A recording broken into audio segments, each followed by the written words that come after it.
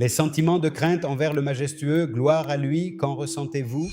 La crainte est double, celle du commun face au tourment et celle de l'élite face au voile. Car nous avons ce souci, ils n'ont pas estimé Dieu à sa juste valeur. Seigneur Javier, puisque vous venez d'Espagne à l'origine, vous deviez rester une semaine. Combien de temps êtes-vous resté? Longtemps. 35 ans. Si tu existes, guide-moi vers toi, s'il te plaît. Avez-vous senti que votre vie a changé par la suite? J'ai enlevé 500 kilos de mon dos. C'est une très belle expression pour moi. Ô mes serviteurs, si le premier et le dernier d'entre vous s'unissaient sur le cœur le plus pervers d'un seul homme, cela ne diminuerait en rien mon royaume. La foi des enfants en la toute-puissance de leur mère est très importante. Qu'est-ce qui vous fait penser que j'allais perdre ma vie? Je ne pensais pas à Dieu. Se rapprocher de Dieu crée-t-il des barrières ou l'inverse? C'est la mise en pratique de la révélation qui permet de mieux comprendre. Sans l'action, on ne peut pas comprendre. Si on finit cette vie ici en toute légèreté, c'est mieux que de partir en portant un lourd fardeau. Le mois de Ramadan, mois du jeûne, mois de la piété, dans l'émission Provision de piété.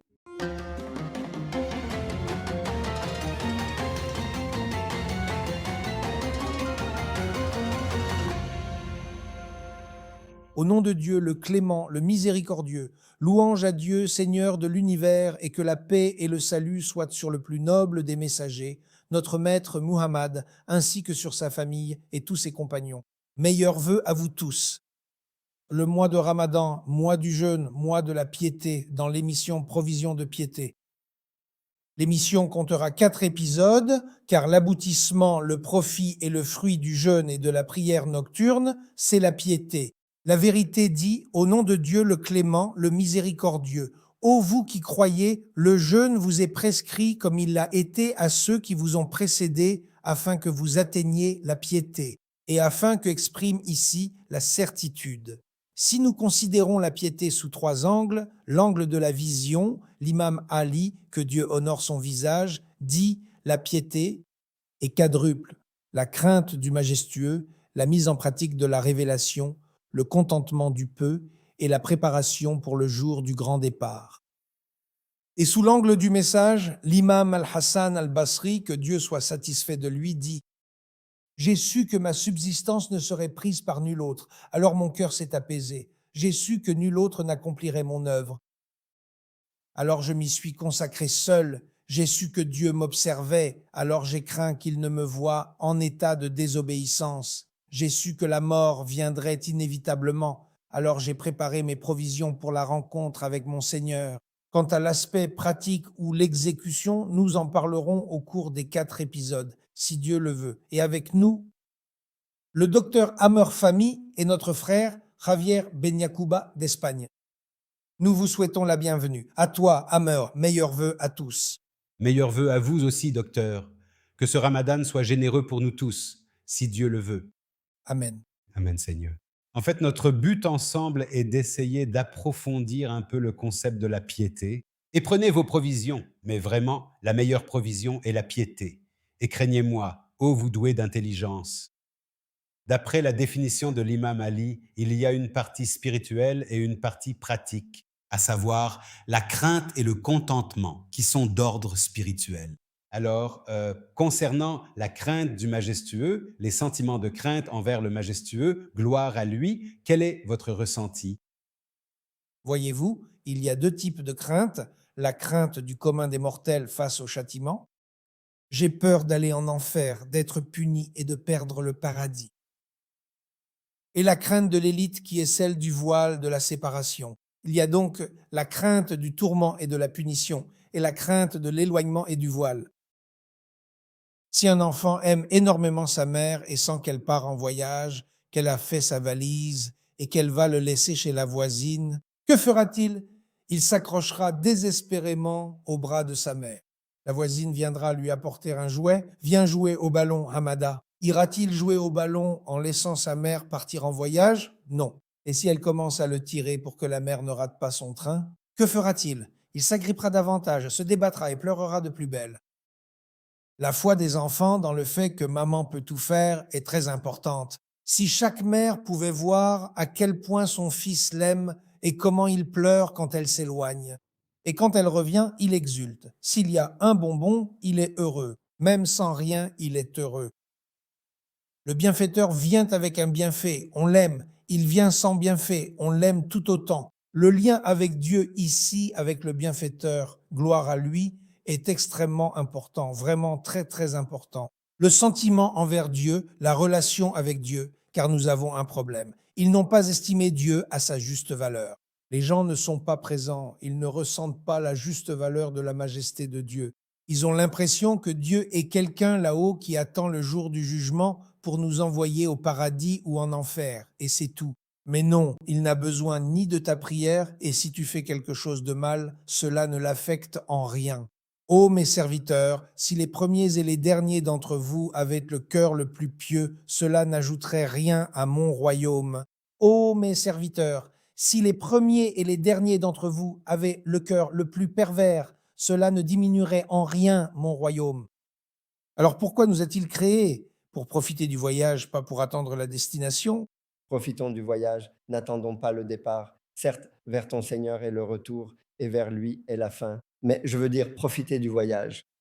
C'est-à-dire, appréciez votre relation avec Dieu et réjouissez-vous de voir ses manifestations à travers ses noms, ses attributs et ses actes dans l'univers. Je donne toujours cet exemple. Si on demande à un enfant combien il aime Dieu, il dira qu'il l'aime énormément. Mais qui est ce Dieu? Il ne sait pas. Tarzan a grandi dans la jungle. Dans son vocabulaire, dans les mots qu'il connaît, le mot généreux n'existe pas. Il ne connaît pas la générosité. Il ne l'a pas vu. Il n'a jamais invité les singes à dîner. Il ne l'a pas vu. Le singe qui veut une banane, que fait-il? Il va la prendre sur l'arbre. Il grimpe à l'arbre pour la prendre. Tarzan, notre serviteur, est venu en Égypte, a travaillé et gagné un peu d'argent.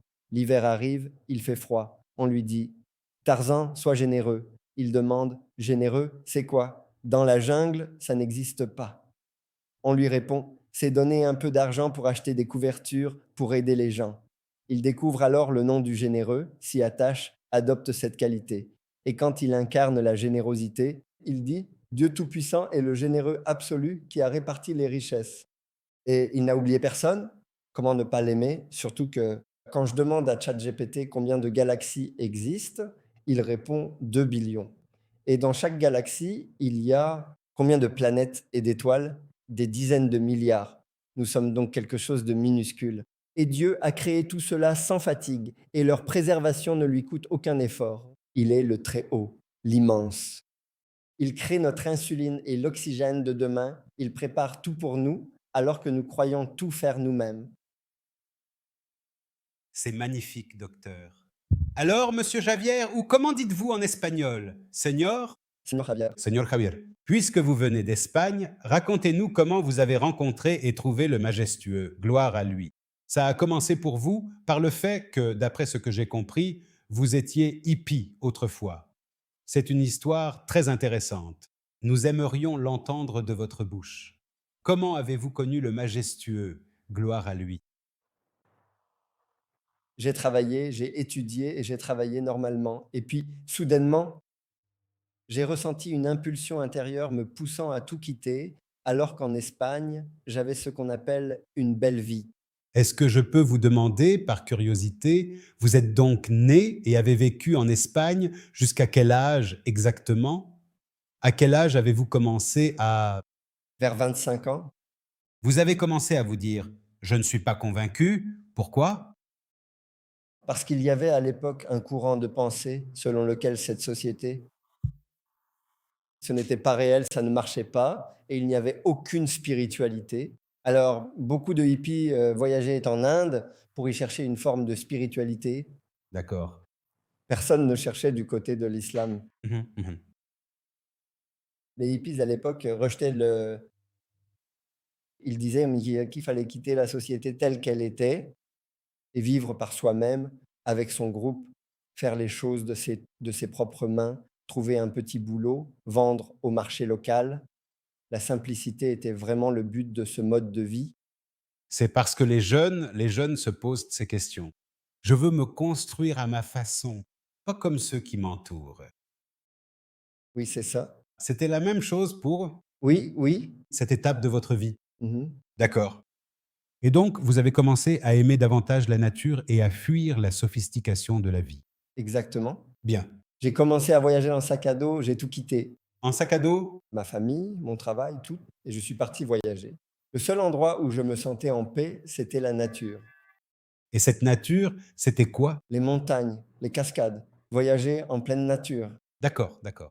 Avec tous les défis que ça implique. On rencontre des gens comme soi, on reste un peu avec eux, puis on se sépare. Ouais, c'était ça la vie de hippie.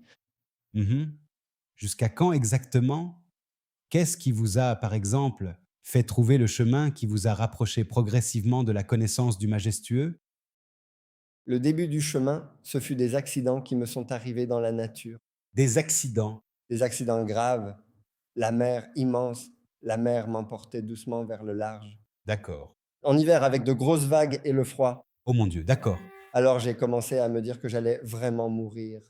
L'autre fois, c'était en montagne, je descendais une pente de neige qui était très raide, presque vertigineuse. Il y avait des rochers en bas et à seulement quelques centimètres près, je ne les ai pas percutés.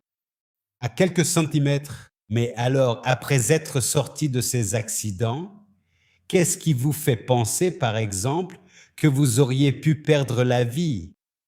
Je ne pensais pas à Dieu comme d'habitude. Rien du tout sur ce qui se passerait après? Dès le début, j'avais abandonné l'idée de Dieu. C'est comme le dit le Coran. Quand on est en mer, on appelle Dieu, mais dès qu'on s'en sort, c'est fini. Oui, ils invoquent Dieu avec une foi sincère. Si tu nous sauves de ceci, Et puis on oublie. alors, quel accident vous a poussé à lui parler? Mhm. C'était une voiture, un véhicule qui était tombé en panne sur la route et qui ne pouvait plus avancer. En pleine nuit, dans un endroit très isolé, et il faisait froid, un froid glacial, j'aurais pu mourir Du froid. du froid, oui. Ouais. Alors, je ne voulais pas quitter cette voiture pour sortir de peur que quelqu'un ne la percute. Enfin, bref, tout ce qui est ressorti là-bas, au fond de moi, tout ce que j'avais enfoui profondément, toute cette insatisfaction, ce manque de bonheur, enfin, je veux dire, je pensais vraiment que c'était normal, que je vivais ma vie comme tout le monde, et je me demandais, au fond, quel était le problème. Mais en réalité, au fond de moi, je sentais que rien n'avait vraiment de sens. Ce n'était pas logique et rien, absolument rien ne m'apportait la paix, ne m'apportait quoi que ce soit de véritablement apaisant. Oui, c'est vrai, tu sais. À ce moment-là, j'ai été pris d'une sorte de terreur pure, profondément bouleversé. Alors j'ai regardé le ciel. Il était plein d'étoiles. Alors, sans même en être conscient, j'ai parlé à Dieu. Je lui ai dit, si tu existes, s'il te plaît, guide-moi vers toi. Si tu existes, s'il te plaît, guide-moi vers toi. Et cela confirme le hadith Qudsi du Seigneur de la gloire. Ô mes serviteurs, vous êtes tous égarés, sauf ceux que je guide. Demandez-moi donc la guidance, et je vous guiderai. Tu as cherché sa guidance parce que tu étais sur le point de tomber et que tu n'avais personne sur qui t'appuyer. Celui qui dit qu'il n'y a pas de Dieu, eh bien tu es seul face à toi-même, et si tu es dans l'impasse, que feras-tu? Et tu as parlé d'étoiles, donc c'était la nuit. Tu étais seul dans le froid, sans personne. Il n'y a de refuge contre lui qu'en lui. Gloire à Dieu, je veux dire, moi, je suis né musulman, donc pour moi, c'est Dieu, exalté soit-il, c'est l'islam, et ainsi de suite. Mais chercher, suivre un chemin, et qu'ensuite Dieu, exalté soit-il, te guide vers lui, c'était vraiment une étape majeure. Parce que tu l'as découvert plus tard, n'est-ce pas? Oui, enfin, comme d'habitude, après que ce soit arrivé, j'ai oublié. Il a oublié, c'est tout. Une fois sauvé, il est reparti, il a continué sa vie de hippie, il est allé en Inde, il est allé... En Chine, mais mon ami et moi avons décidé, après réflexion, de voyager en Égypte, au Yémen, au Pakistan et en Inde, toujours en sac à dos. Juste un sac sur le dos, un sac léger avec quelques vêtements de rechange, et c'est tout. Tu es venu en Égypte, bienvenue. Qu'as-tu fait en Égypte alors? L'Égypte, la mer du monde. Et tu allais au Yémen d'abord ou C'est fini? Pas encore, il est venu en Égypte. l'Égypte, et elle te souhaite la bienvenue. On attendait un visa, on a rencontré des gens qui nous ont gentiment conseillé d'aller à Alexandrie. On s'y promenait tranquillement et j'ai pris le temps de regarder la grande mosquée d'Abu al-Abbas. Abu al-Abbas al-Mursi. On est entré parce qu'on voulait voir l'intérieur de la mosquée, on ne l'avait jamais vu et Abou Bakr a ressenti ça. Une expérience très étrange, donc ses cheveux se sont hérissés et il a vu un mendiant. Ses cheveux se sont hérissés. Oui, tout à fait. Et alors, par exemple, quel mendiant? Un mendiant, tout à coup, qui était à proximité immédiate du sanctuaire de Sidi Abou al-Abbas, s'est levé, sans prévenir, et a serré Abou Bakr dans ses bras, sans rien demander. C'était sûrement un de ces mystiques. Abou Bakr a dit qu'il ne voulait plus le lâcher. Merveilleux. Ah oui, vraiment. Il a ressenti quelque chose de spirituel. C'était magnifique. Et toi, qu'as-tu ressenti? J'avais l'impression d'être dans une bulle. Je n'entendais plus ce qu'on me disait. Je ne pouvais plus parler. C'était étrange. Peu après être sorti, le lendemain, j'ai eu l'idée, un peu inattendue, d'emporter un Coran avec moi en quittant l'Égypte. C'était le seul livre que j'avais à portée de main. Je ne connaissais absolument rien à l'islam. Alors je me suis dit que peut-être en le lisant, Oui, pour le parcourir et essayer de comprendre. juste pour savoir si jamais, vous voyez, par curiosité, les jeunes que l'on connaissait là-bas sur place nous ont alors orientés vers un professeur d'université qui avait beaucoup vécu à l'étranger. Ils ont dit qu'il aurait peut-être éventuellement un Coran en anglais. On est allé le voir, c'était quelqu'un de charmant et d'ouvert. Il nous a accueillis avec une générosité incroyable. Merveilleux. On n'avait pas l'habitude d'une telle hospitalité de la part d'un inconnu. Ça m'a beaucoup touché. On est resté longtemps à discuter, pendant 2 semaines, 10 jours. Il nous disait: «Posez vos questions. Si vous voulez explorer l'Orient, allez-y. Je peux vous expliquer ce qu'on a ici.» Oui, mais pour le reste, explorez par vous-même. Si tu veux aller en Inde et te fatiguer, libre à toi. Si tu veux qu'on t'explique ici et t'éviter le voyage, c'est possible aussi. Et après, Oui, il utilisait la logique de l'univers, les probabilités qui excluent tout hasard dans le cosmos, tout. C'était convaincant, mais ce n'est pas forcément une raison suffisante pour se convertir. Oui, parce qu'au début, je lisais énormément sur les religions et je me disais que c'était purement intellectuel. Oui, tout à fait, ça ne prouvait pas forcément que c'était Dieu ou la vérité. Mais quand il nous a montré que, logiquement, l'islam, la vérité et le prophète pouvaient exister, c'était cohérent. Je veux dire, rien n'allait à l'encontre du raisonnement. Oui. Donc pour vous, c'était surtout le raisonnement et le rationnel qui... Ça m'attirait. Oui. Et c'est un bon moteur pour vous, contrairement aux émotions. Mmh. Mais vous savez, quand on s'est dit que c'était tout à fait logique de se convertir, l'ego, lui, ne voulait pas, vous voyez? Parce qu'on ne voulait pas vraiment s'engager dans quoi que ce soit. il ne voulait pas. À cause des contraintes. À cause des contraintes, exactement. On a l'impression que je ne veux pas de restrictions. Exactement. Celles qui sont comme ça, quoi. On n'en veut pas. Oui, oui, ben oui, tu sais. Mais Dieu nous a fait passer une longue nuit et il s'est passé quelque chose. Un désir intense au fond de moi m'a fait dire que c'était peut-être ma dernière chance de vraiment connaître Dieu. Cette religion est si proche. Quand j'ai vu le Coran, j'ai vu qu'aucun mot n'avait changé, contrairement à la Bible où il y a eu des modifications. C'est très proche et il y a l'imam Hussein au Caire. Je me suis dit que c'était un sujet tout neuf.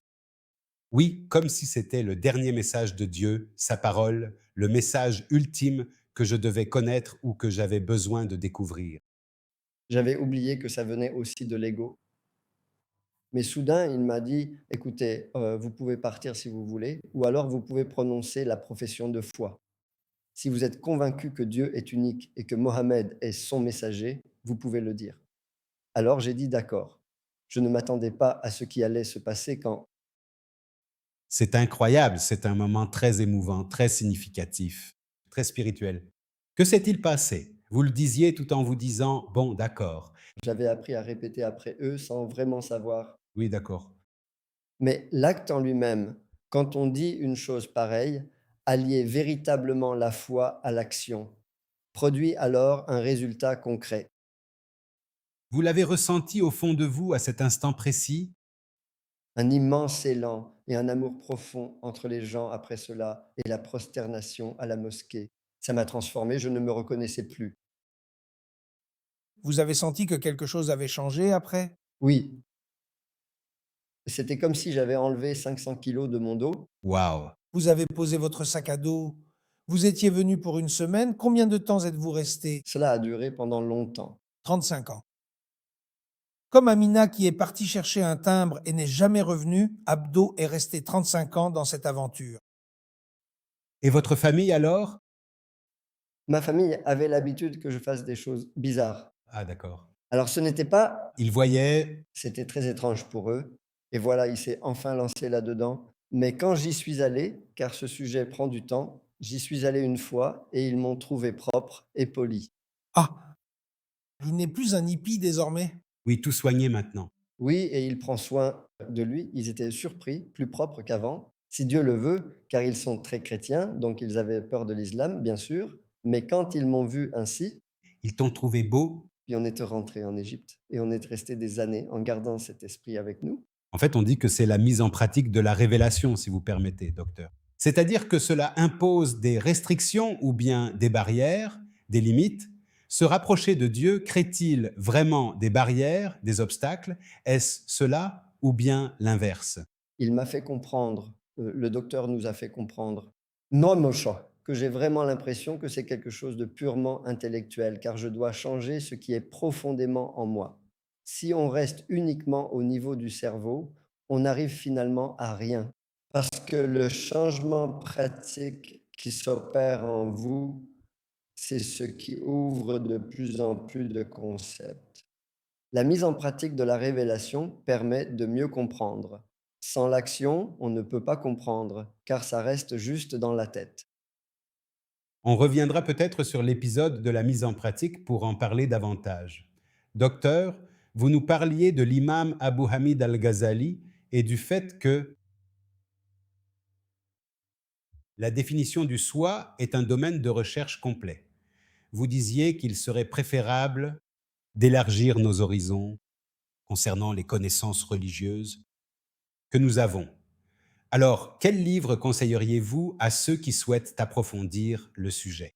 Le livre Les 40 fondements de la religion de l'imam, preuve de l'islam, Abu Hamid al-Ghazali, décédé en 505 de l'Hégire. Et si Dieu le veut, nous en lirons un passage qui nous expliquera le sens de « Ils n'ont pas estimé Dieu à sa juste valeur », comment l'essence divine se manifeste dans les attributs de sens. La vie, la science, la puissance, la volonté, l'ouïe, la vue et la parole.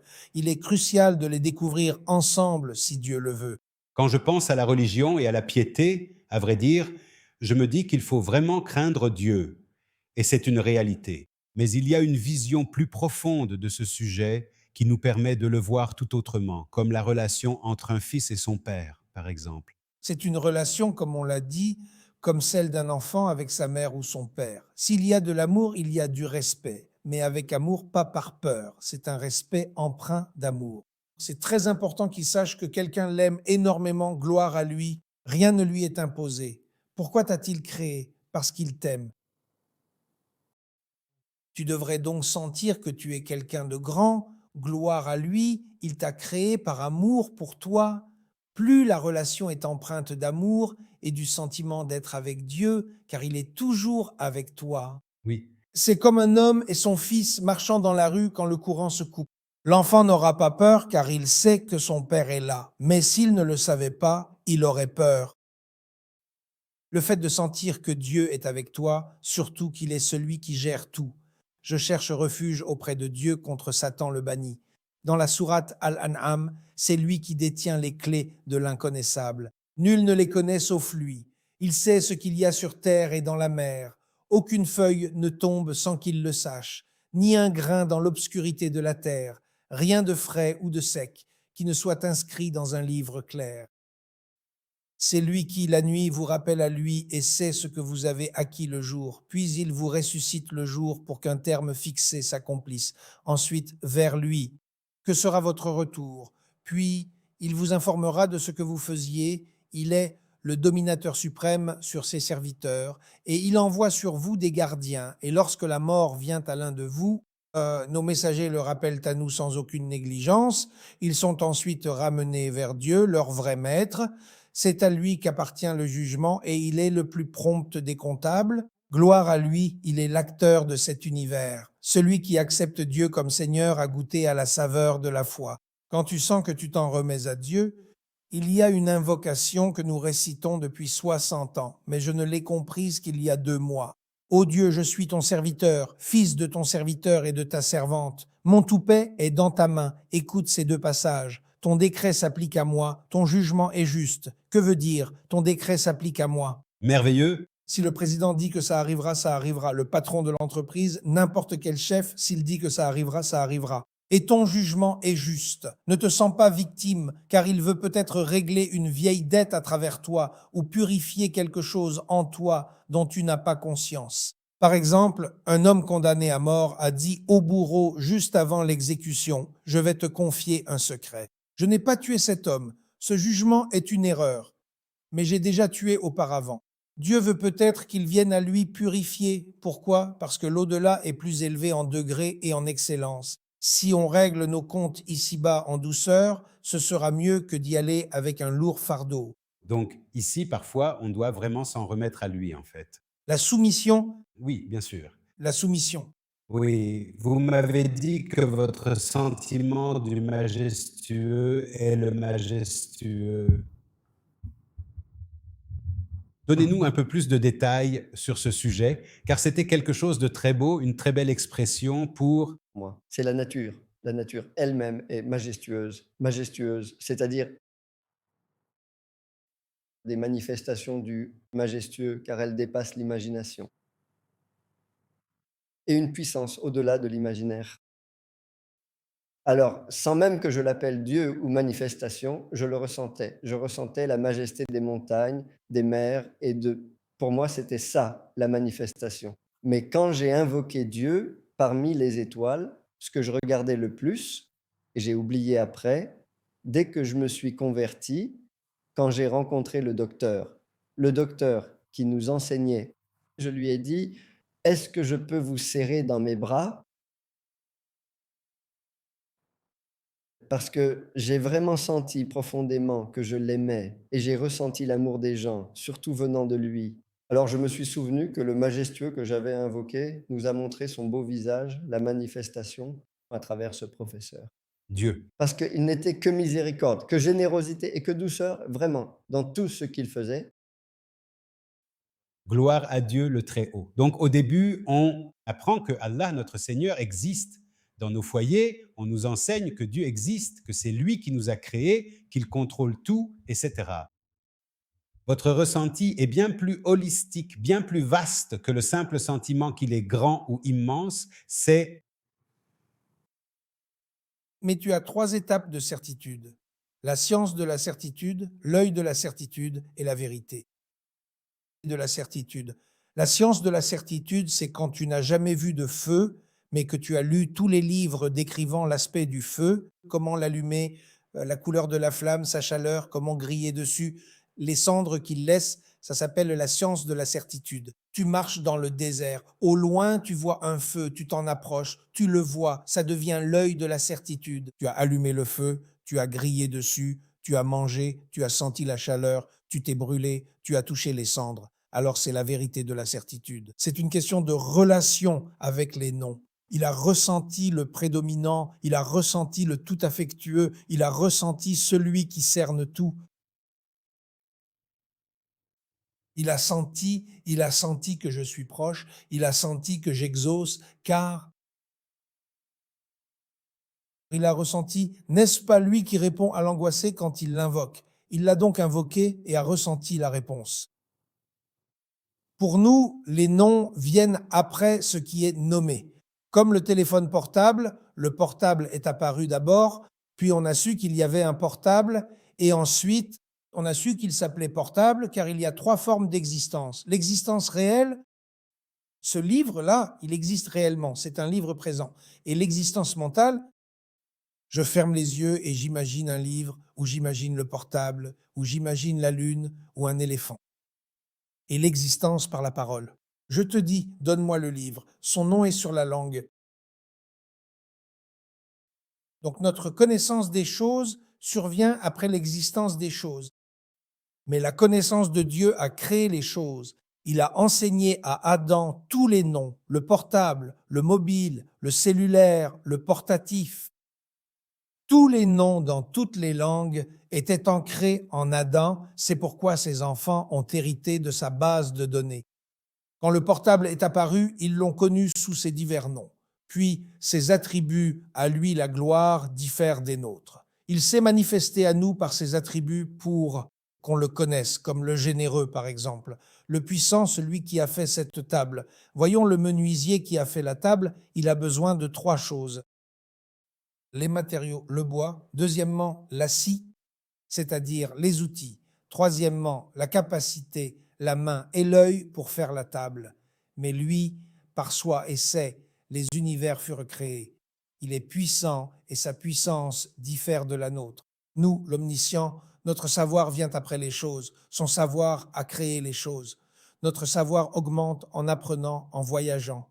Il diminue par l'oubli. Mais lui, rien n'échappe à sa connaissance, pas même le poids d'un atome sur terre ou au ciel. Il est l'audient, l'omniscient. Les plus beaux noms de Dieu sont divisés. Il y a une classification où ils sont 3 catégories, d'accord. Une catégorie, les noms de l'essence, les noms des attributs et les noms des actions. Les noms de l'essence. Qui est Dieu? Comme Allah, l'unique, le suprême refuge, l'immense, l'immuable, le premier, le dernier. Il y a les noms des attributs. Comment est Dieu? Clément, miséricordieux, généreux, audient, clairvoyant. Et les noms des actions. Que fait Dieu? Celui qui abaisse, celui qui élève, celui qui honore, celui qui humilie, le créateur, le riche, celui qui enrichit, le novateur, le guide. Tout cela, c'est pourquoi avec les noms de l'essence, on dit gloire à Dieu 33 fois après la prière. Et avec les noms des attributs, on dit louange à Dieu car tu es généreux et miséricordieux. Et avec les noms des actions, on dit Dieu est le plus grand. Il est l'acteur, celui qui enrichit, le donateur. Je pourvoirai à celui qui n'a point de ruse jusqu'à ce que les rusés s'en étonnent. Quelqu'un qui n'a rien fait et il lui donne. Il y a une jolie histoire. Un directeur de société pharmaceutique, je donnais une formation aux gens des bureaux scientifiques. J'ai raconté cette histoire et il m'a dit, il m'est arrivé un truc vraiment bizarre. J'étais dans un pays arabe et je suis arrivé à un feu. J'ai juste mordu la ligne jaune. Le policier est venu. Viens là, l'Égyptien. Il m'a emmené au poste. Je suis resté enfermé jeudi et vendredi jusqu'à ce que le juge arrive samedi matin. C'était les 2 pires nuits de ma vie. Au matin, je sors et je trouve un café dans le désert avec un banc en fer. Je m'assois pour mon café. Un pick-up arrive, un bédouin, le proprio. L'autre dit, on veut acheter ce terrain, combien? Il dit 17. Il lui donne 10 000 dans leur monnaie et dit, je reviendrai avec un chèque pour le reste. Pendant qu'ils étaient là, une Mercedes arrive. On veut acheter ce terrain, combien? Il dit 17 millions. L'autre dit, je veux l'acheter. Il répond, non, je l'ai déjà vendu. L'autre dit, je l'achète pour 25 millions. Alors le premier revient avec quoi? 7 000 dans leur monnaie. Il dit, non, donne-lui. Et il a donné au gars les 8 millions de différence. Puis il a sorti 50 000. Tu nous portes chance, l'Égyptien, tu nous portes chance. Il a reçu l'équivalent d'1 an de salaire. C'est pour ça que je vous dis. Il s'est arrêté sur une ligne pour finir en prison, pour être triste, tout ça pour assister à cette histoire. Mais regardez, il y a la promesse. La parole donnée. Le vendeur a dit, j'ai acheté, voici 10 000. Il est allé chercher les 7 autres 1000 et revient. 7 quoi? 7 000? Mon vieux, c'est 17 millions. Encore. L'autre dit, j'achète à 25. Il lui dit, tiens les 8 et lui a pris ses 17. Tu nous portes chance, l'Égyptien. Et il lui a donné les 50 000. Toute cette histoire, c'est le partage des richesses.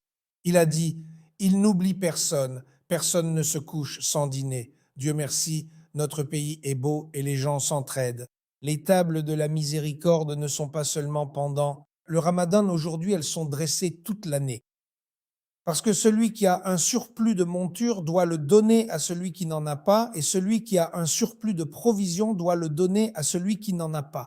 Il dit, l'argument de l'islam, Abu Hamid al-Ghazali, dans son livre Les 40 principes de la religion sur l'essence, nous disons louange à Dieu qui s'est fait connaître à ses serviteurs par son livre, révélé par la langue de son prophète envoyé, qu'il est en son essence unique, sans associé, seul, sans pareil, absolu, sans opposé, unique, sans égal, qu'il est ancien, sans commencement, éternel, sans début, subsistant, sans fin, perpétuel, sans terme, immuable, sans interruption, permanent, sans déclin. Il n'a cessé et ne cessera d'être décrit par les attributs de la majesté, sans être sujet à la fin. L'écoulement des airs et l'extinction des délais. Il est le premier, le dernier, l'apparent et le caché, et il est l'audient, l'omniscient. Et qu'il s'est établi sur le trône de la manière qu'il a dite, dans le sens qu'il a voulu. Ici, je m'arrêterai sur une citation de Fakhr al-Razi dans son livre Mafatih al-Ghaib, ou le grand commentaire, car il y explique le trône et le piédestal d'une manière vraiment très belle. Les plus grandes créatures en majesté et en prestige sont l'espace et le temps. Quant à l'espace, c'est l'étendue qui n'a pas de fin et le vide qui n'a pas de limite. Quant au temps, c'est l'extension flamboyante émergeant des profondeurs des ténèbres de l'éternité passée vers celle de l'éternité future. Comme un fleuve jaillit du fond de la montagne de l'éternité passée et s'étendant jusqu'au fond de la montagne de l'éternité future, on ne connaît point de début à son jaillissement, ni de demeure à son repos. Le premier et le dernier sont les attributs du temps, l'apparent et le caché, ceux de l'espace, et la perfection de ces quatre est le tout miséricordieux, le très miséricordieux. La vérité, gloire à lui, englobe l'espace, l'apparent et le caché, et englobe le temps, le premier et le dernier.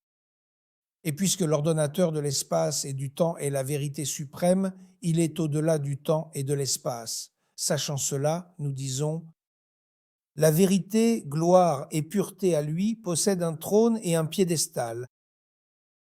Il a lié l'espace au piédestal en disant « son piédestal englobe les cieux et la terre ».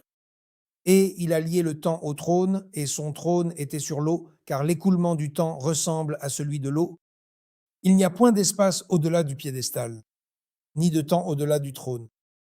L'élévation est l'attribut du piédestal, comme il dit « Allah me suffit, point de divinité à part lui, en lui je place ma confiance, et il est le Seigneur du trône immense.